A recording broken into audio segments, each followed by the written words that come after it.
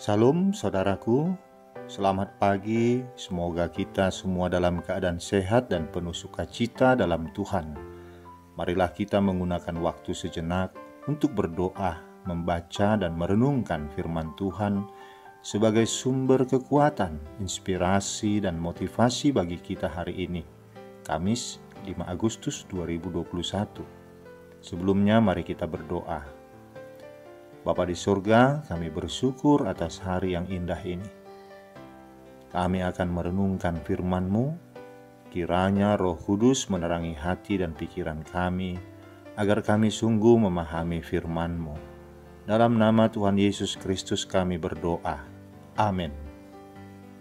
Firman Tuhan yang menyapa kita di pagi ini, Lukas 12 ayat 15. Berjaga-jagalah dan waspadalah terhadap segala ketamakan, sebab walaupun seorang berlimpah-limpah hartanya, hidupnya tidak tergantung daripada kekayaannya itu. Demikian firman Tuhan. Saudaraku, dalam ayat 13 dan 14, ada seorang datang kepada Tuhan Yesus untuk meminta bantuannya menjadi penengah soal warisan dengan kerabatnya. Namun Tuhan Yesus dengan tegas menolak permintaan itu. Mengapa Tuhan Yesus menolak permohonan orang yang datang minta tolong kepadanya? Mengapa Tuhan Yesus tidak mau mencampuri urusan warisan orang itu? Apakah Tuhan Yesus antipati dengan harta? Apakah pengikut-pengikut Kristus tidak boleh memiliki harta di dunia ini? Tuhan Yesus bukannya menolak permintaan orang itu. Tetapi sangat kecil sekali kemungkinan bagi orang Yahudi melakukan monopoli atas suatu warisan, atau sama sekali tidak mendapatkan warisan, kecuali orang Yahudi dari suku Lewi. Orang Yahudi punya hukum warisan yang berlaku mutlak, karena berdasar pada peraturan dan ketetapan Tuhan Allah. Setiap orang Israel pasti mendapat warisan dari milik pusaka kaum keluarganya. Bilangan 36 ayat 8 menyebutkan, setiap orang Israel mewarisi milik pusaka nenek moyangnya. Yang sesungguhnya terjadi ialah Tuhan Yesus menyingkap tabir hati manusia di balik suatu permohonan. Ia tahu apa yang melatar belakangi permohonan itu, yaitu ketamakan, kerakusan. Sehingga ia dengan keras memperingatkan orang itu, juga orang-orang yang hadir di sana. Berjaga-jagalah dan waspadalah terhadap segala ketamakan. Sebab walaupun seorang berlimpah-limpah hartanya, hidupnya tidak tergantung daripada kekayaannya itu. Jika kita meneruskan pembacaan firman ini, dengan perumpamaan Tuhan Yesus menuntun setapak demi setapak orang yang salah alamat yang datang kepada Yesus, Sang Guru. Ia tidak disuruh pergi begitu saja. Ia tidak pulang dengan tangan hampa. Ia dibekali ajaran hidup. Bukan hanya orang itu saja, melainkan semua orang yang ikut datang mendengarkan ajaran untuk menjadi kaya di hadapan Allah.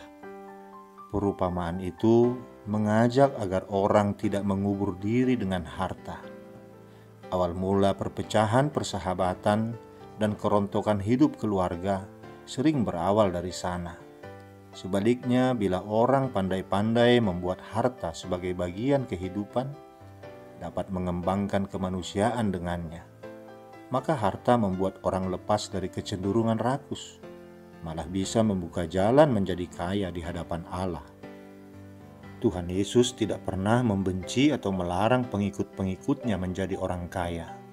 Ia hanya tidak mau kekayaan itu sampai mencelakakan diri mereka.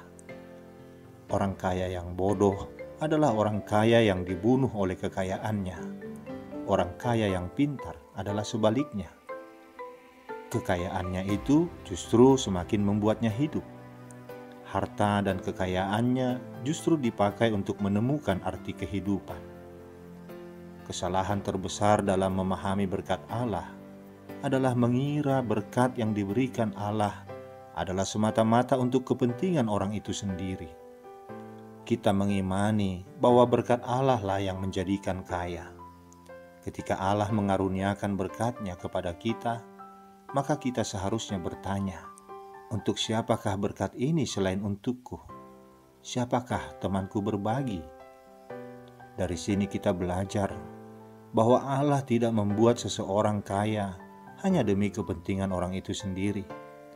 Kalau Allah memberkati jerih payah manusia, sehingga manusia menjadi orang yang memiliki kelebihan dalam harta bendanya, itu tidak dimaksudkan untuk dimanfaatkan atau dipergunakan semata-mata bagi dirinya sendiri, melainkan juga bagi orang lain. Di dalam pemberiannya ada pemberian bagi orang lain.